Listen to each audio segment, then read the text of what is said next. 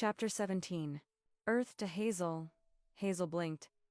Annie was standing in front of her, waving a hand in front of her face. She was thankfully not at the front counter today, but getting some work done in the office. She hadn't even heard Annie come in. Oh hey, that's all you have to say to me? Hazel frowned. What else would I have to say? She'd been daydreaming again. She couldn't help it. It had been a week of the new, very special kind of fun she'd cooked up with Noah, and even when she wasn't with him she couldn't stop thinking about him. And more specifically, everything they'd done, and where. She could barely look down at this desk now without blushing. Noah was so damn good with his mouth and his hands, and they hadn't gone further than that. But Hazel was more satisfied than she'd ever been. It was distracting to say the least. You've been MIA all week.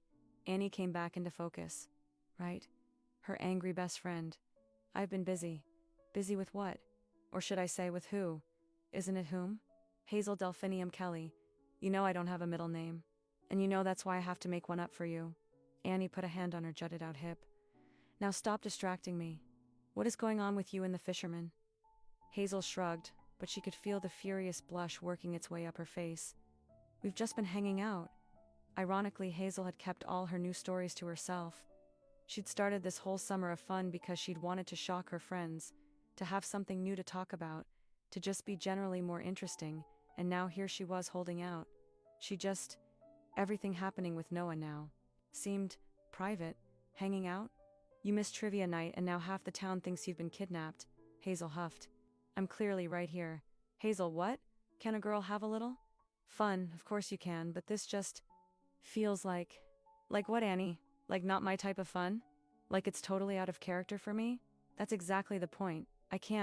I just needed something different. Annie plopped down on the old couch. I didn't know you were unhappy, Hayes. I'm not unhappy. I'm just, I don't know, afraid of turning 30? Hazel's eyebrows rose. You're not the only perceptive one. I notice things too. I just don't want to turn 30 with regrets, that's all. And you regret not sleeping with the town hottie? Hazel laughed. Well, I might. Annie smiled. We wouldn't want that. Sorry I didn't tell you. Annie shrugged, leaning back into the couch. That's okay. You don't have to tell me everything, although we did make that pact back in 10th grade. True. Well, in the spirit of honesty, have you been trying to leave me clues or something? Clues? No, Hayes. I usually just go with a text. What do you mean by clues? Hazel pulled out one of the defaced books from her bottom drawer. She'd been keeping them as evidence or souvenirs. She didn't really know which. Someone has been highlighting lines and then putting them back on the shelf. She slid the book across the desk and Annie looked down at the page. It was the line about eating berries, the one she'd followed by accident. Wait, is this why we found you? Drunk in a blueberry field? Hazel shrugged. Yes. Annie's eyes lit up. I know who's doing it, you do. It's so obvious. She slammed the book shut. It must be Noah. Noah? No, that can't be right. He's been helping me follow them. He seemed just as surprised as I was about them. He's been helping you follow them? Well, he was here when I found the first one. And I don't know, he seemed interested. And then I don't know, we started having fun. Hazel sighed. This was why she hadn't brought any of this up. Because it all sounded completely insane. Hazel. Come on, Annie said. Like the whole thing couldn't be more obvious. Then it's definitely him. He's been hanging out around here for months now. He's clearly into you, and look, he figured out a sneaky way to spend time with you. Wait, could that be true? Did Noah set up this whole thing to hang out with her? And sneakily made it sound so nefarious. Hazel's heartbeat had ramped up over the course of this conversation, and now she felt dizzy. Could Annie be right? And did she want her to be? Devising a sneaky scavenger hunt did not sound casual at all. But the more time she spent with Noah, the more she liked him. And she shook her head. She was getting way off track here. Annie, have you gone down a rom-com rabbit hole already? Her friend had a tendency to binge-watch seasonal romantic comedies from September through to the new year. Annie huffed. My viewing habits have nothing to do with what is very obviously going on here.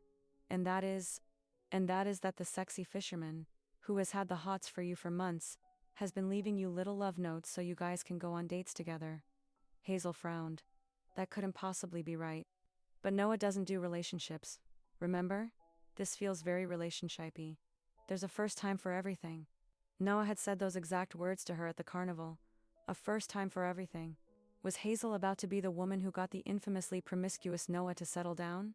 Did she want to be? Wasn't she trying to unsettle herself? She groaned and leaned her forehead on the desk.